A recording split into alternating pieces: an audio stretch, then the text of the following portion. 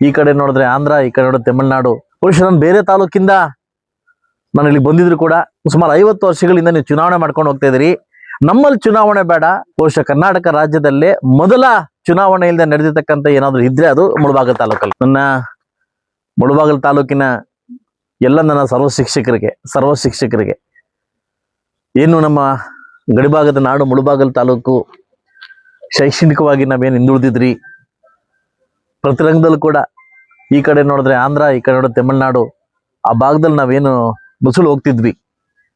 ಯಾಕಂದ್ರೆ ಈ ಕಡೆ ಆಂಧ್ರಕ್ಕೆ ಹೋದ್ರೆ ಸುಮಾರು ಸ್ಕೀಮ್ಸು ಏನು ಗೌರ್ಮೆಂಟ್ ಸ್ಕೂಲ್ಗಳನ್ನ ಇಂಪ್ರೂವ್ ಮಾಡ್ಬೇಕನ್ನೋ ಸ್ಕೀಮ್ಗಳಲ್ಲಿ ಎಲ್ಲೋ ಒಂದು ಕಡೆ ಕರ್ನಾಟಕ ರಾಜ್ಯದಲ್ಲಿ ಗಡಿನಾಡು ಪ್ರದೇಶ ಸ್ಕೂಲ್ಗಳನ್ನು ಉಳಿಸ್ಕೊಳ್ಳೋಕೆ ನಮ್ಮ ಕೈಲಿ ಆಗ್ತಿಲ್ಲ ಒಂದು ನೋವಿನ ಒಂದು ಸಂಗತಿಯನ್ನ ಬಹುಶಃ ಸಾಕಷ್ಟು ಬಾರಿ ಅಧಿವೇಶನದಲ್ಲಿ ಕೂಡ ನಾನು ಮಾತಾಡಿ ಜೋರಾಗಿ ವಾಯ್ಸ್ ಮಾಡಿದೆ.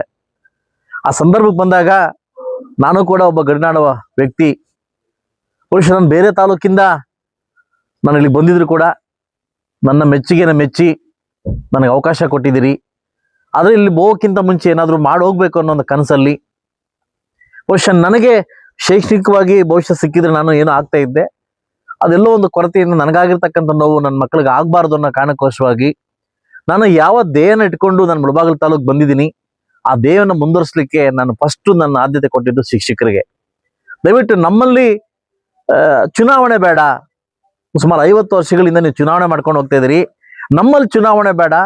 ಯಾಕೆಂದ್ರೆ ಒಂದು ಊರು ಉದ್ಧಾರ ಆಗ್ಬೇಕು ಅಂದ್ರೆ, ಒಂದು ಗ್ರಾಮ ಉದ್ಧಾರ ಆಗ್ಬೇಕು ಅಂತಂದ್ರೆ ಬಹುಶಃ ಆ ಒಂದು ಶಾಲೆ ಚೆನ್ನಾಗಿದ್ರೆ ಮಾತ್ರ ನಾವು ಮಾಡ್ಲಿಕ್ಕೆ ಆಗ್ತದೆ.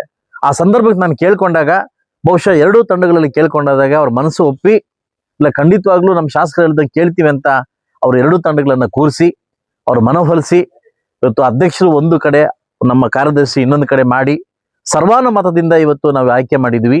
ಬಹುಶಃ ಕರ್ನಾಟಕ ರಾಜ್ಯದಲ್ಲೇ ಮೊದಲ ಚುನಾವಣೆಯಿಂದ ನಡೆದಿರ್ತಕ್ಕಂಥ ಏನಾದ್ರು ಇದ್ರೆ ಅದು ಮುಳಬಾಗಿಲು ತಾಲೂಕಲ್ಲಿ. ಅದು ತುಂಬಾ ಹೆಮ್ಮೆ ಆಗ್ತಾ ಇದೆ. ನಾವೇನೋ ಬಂದು ಏನೋ ಮಾಡ್ಬಿಡ್ತೀವಿ ಎಲೆಕ್ಷನ್ ಮಾಡ್ಕೊಳಕ್ ನಾವಿದೀವಿ.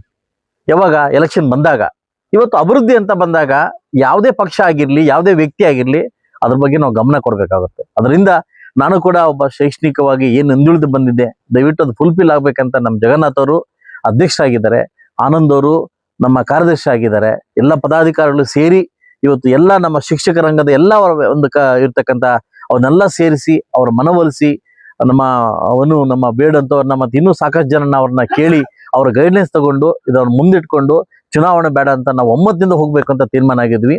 ಇನ್ಮುಂದೆ ನೀವು ಎಲ್ಲಿರ್ತೀರಿ, ಹೇಗಿರ್ತೀರಿ, ಖಂಡಿತವಾಗಿ ನನ್ನ ಸಪೋರ್ಟ್ ನಿಮ್ಗೆ ಸಿಗ್ತದೆ. ನೀವು ನನಗೆ ರೆಸ್ಪೆಕ್ಟ್ ಕೊಟ್ಟು ಒಂದು ಏನು ಶಾಸಕರ ಕನಸು ನನಸು ಮಾಡ್ಬೇಕಂತ ನೀವು ಮಾಡಿದ್ರಿ, ಖಂಡಿತವಾಗ್ಲೂ ನಿಮಗೆ ನಾನು ಚಿರುನಾಗಿರ್ತೀನಿ.